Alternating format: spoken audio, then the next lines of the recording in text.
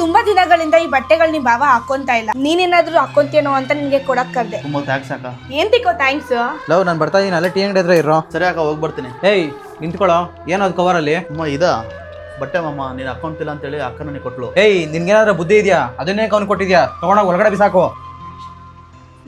ಅವರು ಕೋಪದಲ್ಲಿದ್ದಾರೆ ಅನ್ಸುತ್ತೆ, ನೀನೇನು ಬೇಜಾರು ಮಾಡ್ಕೊಂಬೇಡ, ಆಮೇಲೆ ಫೋನ್ ಮಾಡ್ತೀನಿ, ಬಂದು ತಗೊಂಡೋಗು. ಸರಿ ಅಕ್ಕ. ತಗೋ ಮೊಬೈಲ್ ಚಾರ್ಜ್ ಹಾಕು.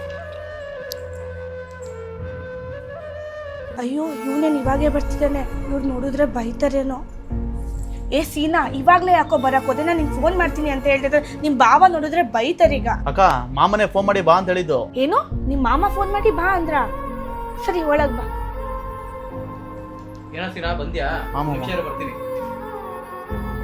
ಯಾಕೋ ಏನೋ ಆಯ್ತು? ನನಗೆ ಕೂಡ ಗೊತ್ತಿಲ್ಲ ಅಕ್ಕ.